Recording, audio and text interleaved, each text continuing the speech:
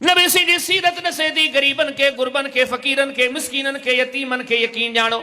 जे रब के राजी करण चाहो ता पंजे वेझा रखंदा कयो उनके इज्जतूं ॾींदा कयो असांजो सरदार शायद असी इन मसले के अहमियत न ॾियूं पर नबी सी वट इन मसले जी एडी अहमियत हुई अल्लाह का दुआऊं घुरदा हा पढ़ो न तिरमिज़ी शरीफ अब्वाब तफसीर सूरह स्वाद जी तफसीर नबी सी दुआ दा करुन अल्लाहुम्मा इन्नी असअलुका फ़िअलल खैरात व तर्कल मुनकरात व हुब्बल मसाकीन ओ मुंहिंजा अल्लाह इन्नी असअलुका फ़िअलल खैरात ओ मुंहिंजा करीम रब मां मोहम्मद करीम अलैहिस्सलाम तुंहिंजे दर ते दुआ गुआ मूंखे अञा वधीक नेकिन जे कम कनी तौफ़ीक़ अता फरमा व तर्कल मुनकरात मुंहिंजा रब मूंखे अञा वधीक तौफ़ीक़ ॾे जो वधीक अञा गुनाहनि खां ग़लतियुनि खां बचा ऐं गॾो गॾु मोहम्मद करीम अलैहिस्सलाम अॻियों टियों जुमिलो चवंदा वो हुब्बल मसाकीन वो मुंहिंजा करीम रब मां मोहम्मद करीम अलैहिस्सलाम तुंहिंजे दर ते सवाली आहे मूं मोहम्मद करीम अलैहिस्सलाम जे दिलि में मिस्कीननि जी मुहबत पैदा फरमा कदा मिस्कीननि जी मुहबत एडी अहम आहे जो नबी साईं बि रब खां घुरे थो सुवाल पैदा थो थिए उहा तव्हां वटि आहे असां वटि आई कान अड़े केॾी पइजी नीचे बि जेका शइ अल्लाह जो हबीब रब खां घुरे थो माना अहमियत थी रखे न असां वटि आई कान नबी सी एडी एक ॾेढी नबी हज़रत अबू ज़र ग़िफ़ारी मूंखां अॻु में हवाल ॿुधो नबी सिंह जो सफ़ा वेझो साथी चलो को कंहिंजो पुराणो यार हज़रत अबू ज़र ग़िफ़ारी नबी सिंह जो पुराणो यार पुराणो साथी बुखारी शरीफ पढ़ो ना किताबुल मगाज़ी पढ़ो किताबुल मनाक़िब बाब इस्लाम अबी ज़र हज़रत अबू ज़र जे इस्लाम आन जो बयान ओ उन दौर में जंहिं दौर में मक्के में के हिकु बि माण्हू मुसलमान आहे मुसलमानी को डाके लिखंदो छुपंदो आयो आहे काबे में वेठो आहे चए थो राति रहेसि कम बि कंहिंमें न हुजे रुगो नबी सी सां मिलण आयो आहे राति जो टाइम आहे सुम्हण जो टाइम आहे चए थो ॾिठमि काबे में आस्ते आस्ते सभु निकिरी विया काबो ख़ाली आहे ऐं महिमान सुम्ही रहियसि सुम्हण जी कयमि एतिरे में हज़रत अली आया मूंखे वञी नबी सी सां मुलाक़ात कराइनि उहो उन्हनि ॾींहंनि में मुसलमान थियो आहे सुनद अहमद पढ़ो हज़रत अबू ज़र जूं हदीसूं पढ़ो चए थो मूंखे नबी सी ख़ुसूसी तौर ते वसियत कई अबू ज़र ॿुध मिस्कीननि सां मुहबत कजां माना ही नेकी बा ज़रूरी बा फर्ज़ बा वॾे खां वॾो अजर जो कम बा हिन खे छॾे वेहूं बेदीनी या नाफ़रमानी या तकबर आहे ऐं अॻियां जे वरी अमली मिसाल ॾिसंदो न नबी सी सम्झो ग़रीबनि फ़क़ीरनि मिस्कीननि जूं वकालतूं कंदे नज़र ईंदा हैसियत वारे लाइ त सभु को ॻाल्हाए थो ग़रीब लाइ ॻाल्हायो ही हक़ आहे ही दीन आहे ही सीरत आहे ही सुन्नत आहे से बुखारी पढ़ो किताबुल ईमान पढ़ो बुखारी हिकिड़ो बाब अल मआसी मिन अमरिल जाहिलिया हिकिड़े ॾींहुं हज़रत अबू ज़र ग़िफ़ारी सां गॾु ग़ुलाम बीठो हुजे हज़रत अबू ज़र ग़ुलाम खे थोड़ा सख़्त जुमला चया नबी साईं खे ॻाल्हि न वणी असांजो सरदार ग़रीबनि जो यार हो असांजो सरदार मिस्कीननि जो हमराह हो असांजो सरदार ग़ुलामनि जो हमराह हो मोहबतूं ॾींदो अबू ज़र जे जुमला ज़बान मां निकिरण जी देरि पाण फरमी अबू ज़र तूं साथी असांजो दीन ईमान वारो पर अञा तो में कुछ जाहिलियत वारियूं ॻाल्हियूं पियो ॾिसां ही इनखे घटि छो पियो भाई छो जुमला चई अहिड़ा अबू ज़र जे मथां इन्हनि जुमलनि असर कया हदीस में चए थो वरी ज़िंदगी गुज़री वई जहिड़ो खाईंदो अहिड़ो हुनखे खाराईंदो जहिड़ो पींदो अहिड़ो हुनखे प्यारींदो नबी सी त ग़रीब गुरबनि जूं वकालतूं कंदा हुआ मुस्लिम शरीफ पढ़ो किताबुल ईमान पढ़ो इमाम साहब हिकिड़ो बाब क़ाइम कयो बाब सुहबतिल ममालिक हज़रत अबू मसूद बदरी साहबी आहे चए थो हिकिड़े ॾींहुं मुंहिंजे ग़ुलाम ते मूंखे कावड़ आई चब हथ में घणी मारणु शुरू कयोमांसि ये सोली सिंधी में कावड़ सफ़ा मुंहिंजे मथे ते सुवार हुई मारियांसि पियो चबो कॾहिं वहायांसि पियो हेतिरे में ॾिठमि पोयां हिकिड़ो आवाज़ ॿुधण में आयो इअलम अबा मसूद इअलम अबा मसूद इअलम अबा मसूद को चवण वारो चवंदो पियो ओ अबू मसूद खबरदार ओ अबू मसूद खबरदार ओ अबू मसूद खबरदार जे तो एड़ी त मुंहिंजे मथां कावड़ सुवार हुई तवज्जो ई कोन कयमि हिन ग़ुलाम खे मारियां पियो एतिरे में अचण वारो वेझो जेॾी महिल आयो ही जो मुंहुं पोइते करे वारा ॾिसां केरु आहे फइज़ा हुव रसूलुल्लाह सल्लल्लाहु अलैहि वसल्लम ॾिसां त मोहम्मद करीम सल्लल्लाहु अलैहि वसल्लम आहे पाण फरमाए अबू मसूद इन्नल्लाह अक़दरु अलैका मिनका अला हाज़ा ओ अबू मसूद कहिड़ी ग़लती जे करे हिन खे मारी पियो कबूतर इन्हें जे मथा जेको तोखे ताकत पावर ऐं कुदरत आ तुंहिंजे रब जी तुंहिंजे मथा इन खां वधीक ताकत ऐं पावर आ। जे तू नबी करीम अलैहिस्सलाम के ॾिसण जी देर हुई, नबी करीम अलैहिस्सलाम जा जुमला ॿुधण जी देर हुई, मुंहिंजे हथ मां चबक छॾाइजी वञी करे ज़मीन ते किरियो आ। ॾिठो उहो ॾींहुं अॼोको ॾींहुं वरी कॾहिं कंहिं ग़रीब ते मूं हथी कोन खयो। अदा मोहम्मद करीम अलैहिस्सलाम जी सीरत ॾसे थी।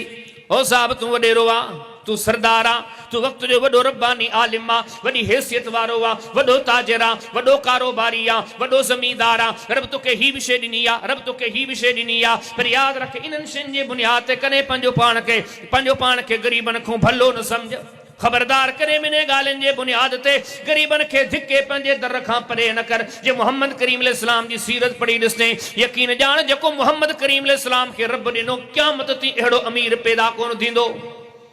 दुनिया जे अमीरनि वटि तोखे सिक्का नज़र ईंदा, दीनार नज़र ईंदा, दरहम नज़र ईंदा, दुनिया जी दौलत नज़र ईंदी। यकीन ॼाण मोहम्मद करीम अलैहिस्सलाम उन्हनि अज़मतनि जो मालिक आहे जो जन्नत जी सरदारी उन जे ख़ानदाननि वटि आहे। ये मोहम्मद करीम अलैहिस्सलाम जो शान आ। पाण करीम अलैहिस्सलाम फरमाईंदा क़यामत जे ॾियारे खां बाद में जॾहिं जन्नत जो दरवाज़ो वञी करे खड़काईंदमि, जॾहिं जन्नत जो दरवाज़ो खड़काईंदमि, जन्नत जो दरबान नज़र पुछा कंदो मन अंता केरा। पाण करीम अलैहिस्सलाम फरमाईंदा मां जन्नत जे दरवाजे ते उन दरबान के जवाब ॾींदमि अन मुहम्मद सल्लल्लाहु अलैहि वसल्लम, मां मुहम्मद करीम अलैहिस्सलाम आया। पाण फरमाईंदा जन्नत जो दरबान जेको अंदरि बीठो हूंदो उहो जवाब ॾींदो बीका उमिर तो ला अफ्तहु लिअहदिन क़बलक। जन्नत जो दरबान अंदरां जवाब ॾींदो ओ मुहम्मद करीम सल्लल्लाहु अलैहि वसल्लम जॾहिं काहे जन्नत जुड़ी आहे इन जन्नत जे दरवाजे ते मुंहिंजे रब डूटी हणी करे बीहारियो आहे। मुंहिंजी इहा डूटी लॻाई वई आहे हे दर ऐसी न खोलजा जेसीं तिने दर ते मुहम्मद रसूलुल्लाह न अचे सल्लल्लाहु अलैहि वसल्लम। यकीन ॼाणो मोहम्मद करीम अलैहिस्सलाम जी अज़मत जो उनवान एॾो आला उनवान आहे, एॾो तवील उनवान आहे। कई रातियूं गुज़री वञनि, कई ॾींहं गुज़री वञनि, मोहम्मद करीम अलैहिस्सलाम जो शान बयान न थी सघे। पर ओ गोले पीर जा मुसलमानो उन अज़मतनि वारे ज़ात जी सीरत खे पढ़ी ॾिसंदो। मदीने में ग़रीबनि जे वेझो तव्हांखे नज़र ईंदा, यतीमनि जे वेझो तव्हांखे नज़र ईंदा, मिस्कीननि सां मुहबतूं उल्फतूं कॾहिं मोहम्मद करीम अलैहिस्सलाम तव्हांखे नज़र ईंदा। फ़र्क़ ई कोन्हे त सरदार केरु आहे, ग़रीब केरु आहे, नबी केरा, उम्मती केरा, इमाम केरा, मुक्तदी केरा। छो फर्क धारिया अथऊं ही बेदीनियन एडी वेझड़ाए तो। इमाम तिरमिज़ी शमाइल तिरमिज़ी में पूरो बाब आंदो आहे, बाबु माजा फी मिसाह रसूल नबी सी जे खिल भोग जो बयान। हदीस में चए तो मदीने जे शहर में हिकिड़ो मिस्कीन हूंदो, मदीने खां ॿाहिरि वापार कंदो। वापार छा हूंदो उतां सब्जी खणी मदीने जी मार्केट में जी खपाईंदो, मिस्कीन माण्हू ऐं गॾोगॾु रंग जो बि साधु। साहबी सगोर चए थो हिकिड़े ॾींहुं मदीने जी सब्जी मंडी में आऊं बीठो हुजां, ॾिसां पियो नबी सी आयो आहे। हे जेको मिस्कीन माण्हू हो न हे सब्जी साम्हूं रखियो होका पियो ॾे, जी पाण होका ॾींदा अवा ही शइ हेतिरे जी, ही शइ हेतिरे जी, ही शइ होको हले पियो। ऐं ॾिठमि नबी सी बाज़ार में आया, सब्जी मंडी में आया, पर नबी सी खे ॾिसां नबी सी साम्हूं वञण जे बजाए ही पोइ लिकी लिकी इन सहाबी ॾे अचनि पिया। इन ज़ाहिर नालो ज़ाहिर हुजे, ज़ाहिर साहबी सादड़ो मिस्कीन सब्जी फरोश होका पियो ॾे। नबी सी पोयां फिरी आया, आस्ते आस्ते आस्ते आस्ते लिकी नबी सी अची ज़ाहिर जे अखियुनि ते हथ रखियो, सुञाण केरु आहे? अमरा न सुञाणे सघियो। आख़िर चई न मूंखे ख़बर न पई। नबी सी हथ हटायो, ज़ाहिरी जो लोणो हणी ॾिसे, अरे नबी साईं, नबी सी सां वॾी मोहबत हुई। नबी करीम सल्लल्लाहु अलैहि वसल्लम खे ज़ाहिर ॾिठो न वरी अॻियां साहबी जी मोहबत। हदीस में चए मोहबत जो इज़हार कंदे पंहिंजे जिस्म खे नबी सी जिस्म सां लॻाए छॾे। हाणे नबी करीम सल्लल्लाहु अलैहि वसल्लम ज़ाहिर सां गॾु सब्जी मंडी मदीने जी में बीठो आहे ऐं नबी सी मज़ाक में होका शुरू कया। हिन पे होका ॾिना त सब्जी केरु वठे, सिंधी में चवां भिंडी केरु वठे, आलू केरु वठे, प्याज केरु वठे, हे हुन जा होका। हाणे नबी सी पे होको ॾे। फरमाईंदा मन यश्तरी हाज़ल अब्द, मन यश्तरी हाज़ल अब्द, मन यश्तरी हाज़ल अब्द। ओ मदीने जी सब्जी मंडी वारो केरु आहे जेको मूंखां ही ख़रीद करे? हे ज़ाहिर जो इशारो आहे को जेको मूंखां ज़ाहिर ख़रीद करे। नबी करीम सल्लल्लाहु अलैहि वसल्लम जो सादरो साथी नबी करीम सल्लल्लाहु अलैहि वसल्लम जने मुतवज्जे थी करे चवण लॻो या रसूल अल्लाह सल्लल्लाहु अलैहि वसल्लम मिस्कीन के केर ख़रीद कंदो, मुंहिंजी कहिड़ी हैसियत आहे? पाण करीम सल्लल्लाहु अलैहि वसल्लम फरमायो फ अंत इंदल्लाहि आलिन, ओ मुझा प्यारा साथी ज़ाहिर दुनिया वारन जे नज़रन में तू सादो सुंदो होने पर अल्लाह वट तुझो वडो शान आ। अदा गौर तो करे असा केड़ा तफरका खणी पैदा कयान। इत हिंदुन में बुधना से ऊंचे नीच जा फर्क ये उन्हन में खबर पवंदी अदा हुनन में एकड़ा शूदर एकड़ा खटरी एकड़ा ब्राह्मण एकड़ा फिलाना एकड़ा फिलाना। अरे इस्लाम में किथा आयान? मस्जिद में चंदा नजर चंदा काबे में ये छो पोसा बनी महफिल मजलिसन में ओताकन में उथने वेहदे बाजार में तिजारत में किथा जी तफरीक आंदी आ। यकीन जान मोहम्मद करीम अलैहिस्सलाम जी सीरत नसेदी खत्म कर पंजो तकब्बर खत्म कर पंजी यकड़ी फखर। हर बंदे के हर मुसलमान के इज्जत रे नबी सिंह जी जिंदगी पढ़ दो न ताकि हाने नबी सिंह कम ही न गरीब में लगो पियो दो। सैन सुनन नसाई में किताबुल जुमा में कड़ो बाबो तकसीरिल खुतबा जुमे जो खुतबो नंडो पढ़जे इने जो बया साहबी सगुरते तो वला यानफ रसूलुल्लाह सल्लल्लाहु अलैहि वसल्लम अन यमशी मअल अरामिला वल मसाकिन। जे तो नबी सिंह के दिसना से अक्सर हूं दई गरीब गुरबन जे कमन में है इने के ए कोन समझदा गरीबन जे कमन में उथंदे वेंदे फर्क ही ना। एक हदीस में चे तो ये जेके गालियूं असां तो गालियूं तां बुधल हुंदियूं वडा वडा उलमा बुधो था पर दा अज बुधण बुधाणी खोटी काने अज खोट अचो पंहिंजूं खामियूं सेट कयो छो था पाण खे ॿिए खां बहितर सम्झूं भलो न ॿियनि जी इज़त कयो मोहब्बत जो एहतराम जो कंहिंखे ॿिनि मामलात जी बुनियाद ते परे न कयो। यकीन ॼाण नबी जी सीरत एॾी भली अथव असीं अमली तौर ते हलूं न असांखे ॾिसी माण्हू मुसलमान थी न। अॼु उणायूं सभु मुम्यावा में हदीस किताब सुन नसाई में चे तो किताबुल जनाज़ में हिकिड़ो बाब पूरो रात जो जनाज़े जी नमाज पढ़जे उन जो बयान। ॿियो सभु हिकिड़ी हदीस आंदी मदीने खां कुझु फ़ासिले ते हिकिड़ो ॻोठो अवाली हिकिड़ी बस्ती हुई उन में हिकिड़ी झूनी बीमार थी पई मिस्कीन हुजे हदीस अल्फाज़ मिस्कीन माई जो कोई वाई कोन्हे। नबी सिंह खे ख़बर पई नबी सिंह मदीने में वञी उन जी रोज़ इयादत कंदा रुगो इयादत कोन कंदा। हिकिड़ो ॾींहुं अहिड़ो आयो जंहिं नबी सिंह ॾिठो त झूनी जी तबियत ॾाढी ख़राबु आहे। नबी सिंह खे अंदाज़ो थी वियो अल्लाह हिन जी ज़िंदगी बचाए ज़िंदगी जो आख़िरी पोयों पहर आहे। पाण करीम सलातो सलाम जन हाणे आख़िरी ॾींहुं उन जी इयादत करे मुलाक़ात करे जंहिं महिल मोटनि पिया न जेके असाब सुगुरा उन ॻोठ जा हुया नबी करीम सलाह फरमाया ॿुधो फला तदफिनूहा हत्ता उसल्ली अलैह ॿुधो जे झूनी फोत थी वञनि मूंखे ज़रूरु ॿुधाइजो। ईअं न थिए मूंखे ॿुधायो ई न हिनखे ईअं जनाज़ो पढ़ी दफ़न करे छॾियो न मूंखे ॿुधाइजो ऐं हिनजो जनाज़ो पढ़ाईंदुसि। अजीब इत्तिफ़ाक़ हदीस में तो असाब नबी सी विया रात जंहिंमहिल थी न वो झूनी फोत थी वई हदीस सही अल्फाज़ असाब सुगरा उनजो कफन वग़ैरह ॾी उनजो जनाज़ो मदीने में खणी आया छो त कब्रिस्तान त बकी हो मस्जिद नबी जे नबी करीम सल्लल्लाहु अलैहि वसल्लम जे घर जे वेझो हो होते आया ख़बर वरतऊं मालूमात वरतऊं नबी करीम सल्लल्लाहु अलैहि वसल्लम जे बारे में पर ख़बर पई नबी करीम सल्लल्लाहु अलैहि वसल्लम जन आरामी आहिनि। असाब सुगरनि जनाज़ो पढ़ी छॾियो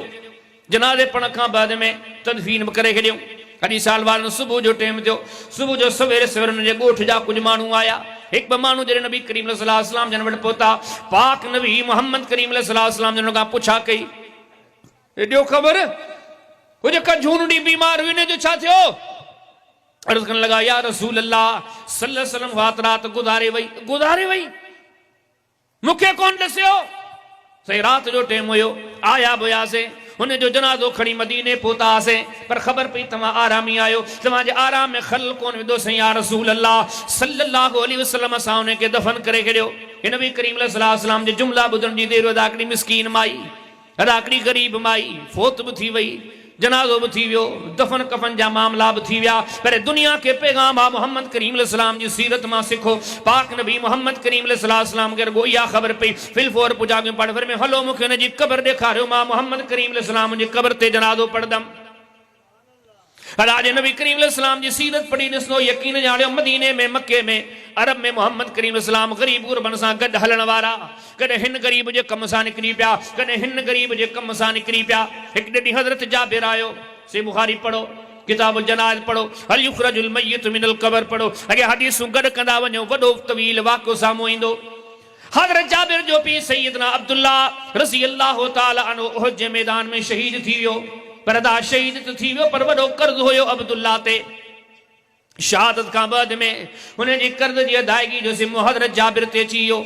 कर्ज बि कंहिं मुसलमान जो कोन्हे, कोई यहूदी जो कर्ज आहे, मोहलत मुर्गे न पियो ॾे। यहूदी चओ त ही जेका सीज़न खजिन जी अचे पई न, मूंखे पंहिंजो कर्ज ॾे। हड़े एतिरो खजूं आहिनि ई कोन, का मोहलत कान्हे।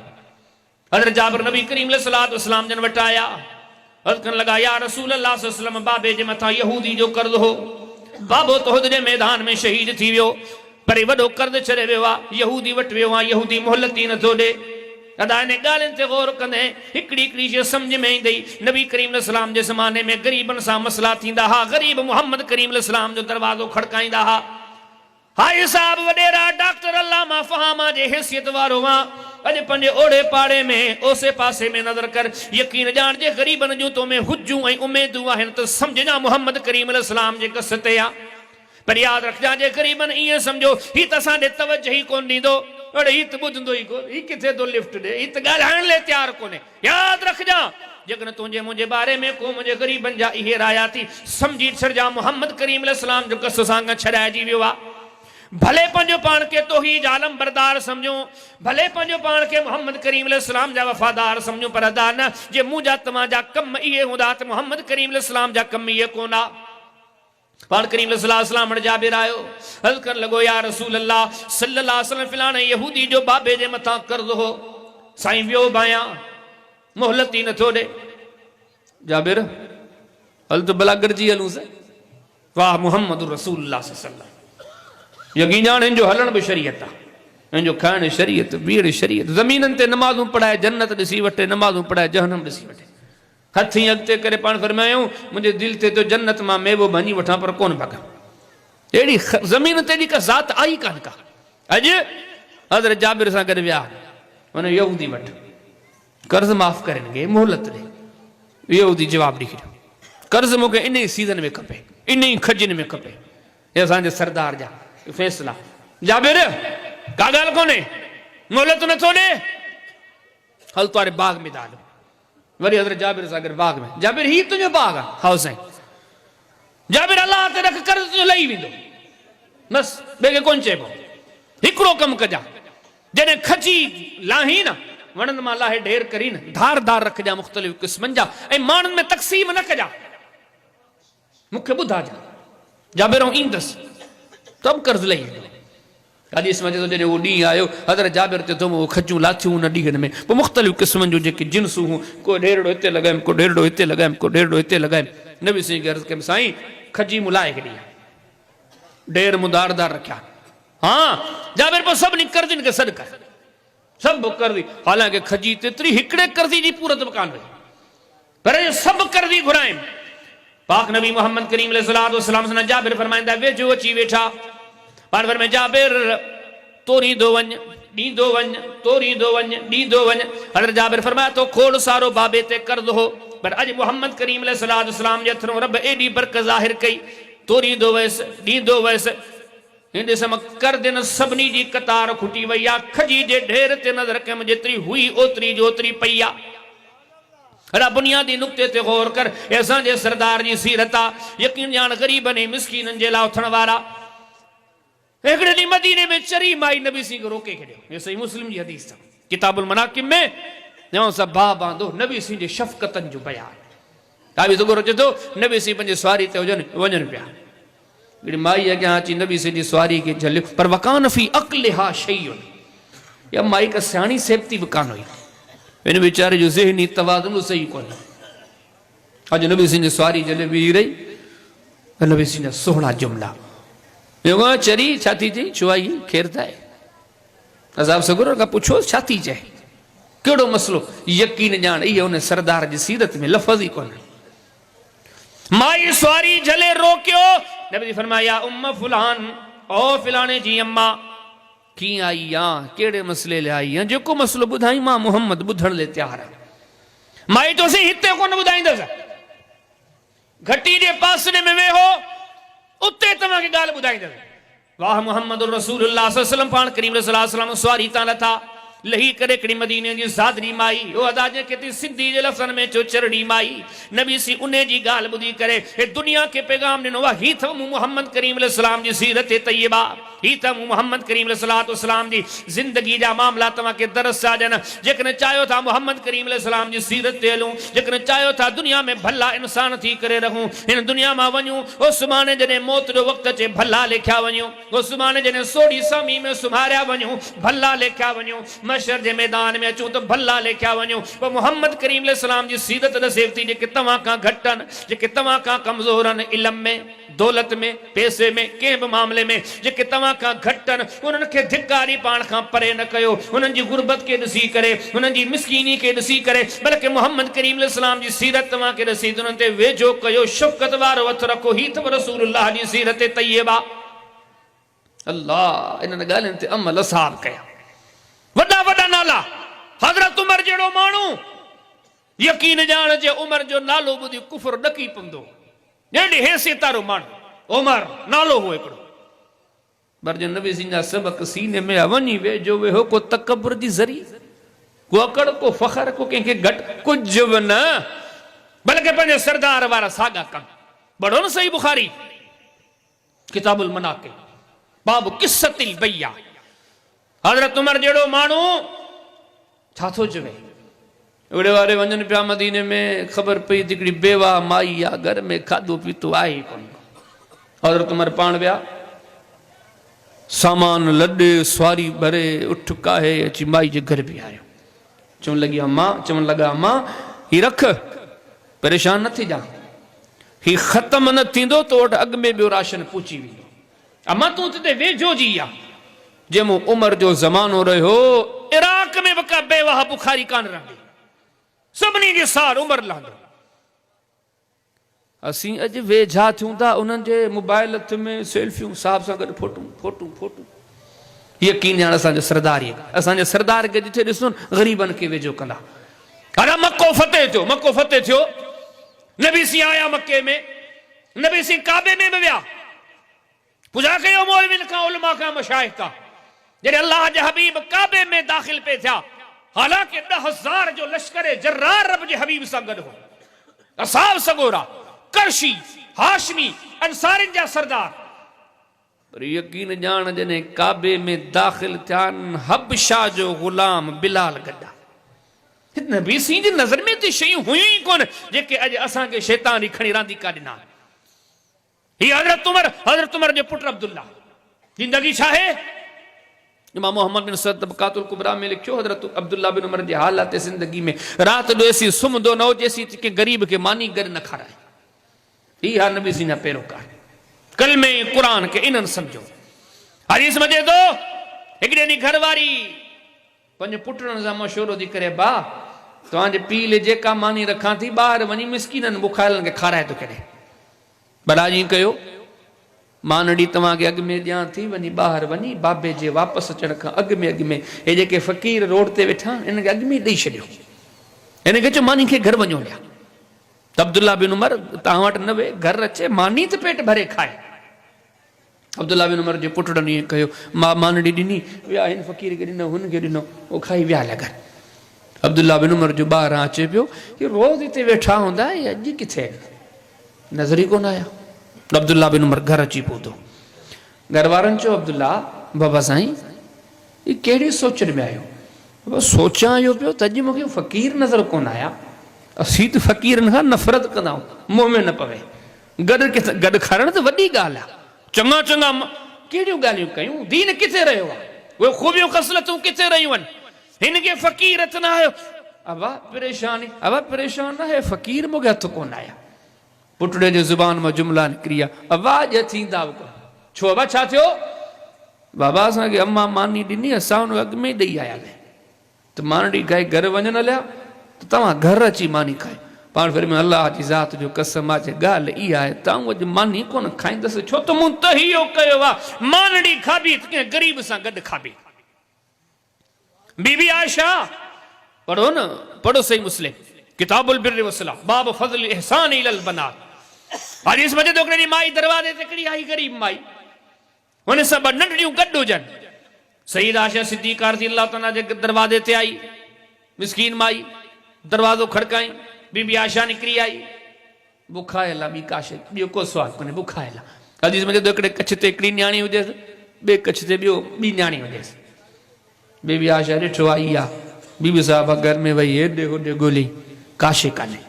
हिकिड़ो खजूर जो दाणो आहे, हिकिड़ी खजी पई आहे। असांखे त अल्लाह हले छा ॾिनो आहे, पर मज़ा हले, मिसकीन जी सार लहूं, दावा वॾी दीन दाही असां वटि, तौहीद सुन्नत सॼी असां वटि, दुनिया सॼो ग़लत आहे। अड़े न मियां, जेसीं ग़रीब गुरबे जो लिहाज़ कोन्हे, बेदीनी आहे। हीद दीन वारा माण्हू हिकिड़ी जार खत आई, बीबी आयशा ॿार खणी आई, ऐं नबी करीम सल्लल्लाहु अलैहि वसल्लम जी घरवारी मोमिननि जी अम्मा सैयद आयशा सिद्दीक़ा रज़ियल्लाहु तआला अन्हा जार खणी हुनखे ॾिनी, चए ॾिसां भई हिकिड़ी जार हुजे। उन मां हुनखे चकणी भञी अधु हिकिड़ी न्याणी खे ॾिनो, अधु ॿी न्याणी खे ॾिनो। ॻोल्हे पीर वारा थकी पिया आहियो, कोन थकायो, बसि हाणे ॻाल्हियूं मुख़्तसर थो कयां, हे ॻाल्हियूं मक़सद वारियूं अथव, हे सॼो दीन मक़सद वारो। अचो पंहिंजे मिज़ाजनि में नरमियूं पैदा कयूं, न सोच रखूं या हिनजी हैसियत छा आहे, हिनजी औकात छा आहे, ही मोहबत जे लाइक़ आहे, ही न आहे, न, अल्लाह ख़ातिर जीऊं, अल्लाह ख़ातिर मरण सिखूं। गुरबत, मिसकीनी, फ़क़ीरी, तंगदस्ती जिन माण्हुनि खे आहिनि उनखे धिके परे न ॾियूं, वेझो कयूं, इज़त ॾियूं, मोहबत ॾियूं, यकीन ॼाणो, इहा बि इबादत आहे।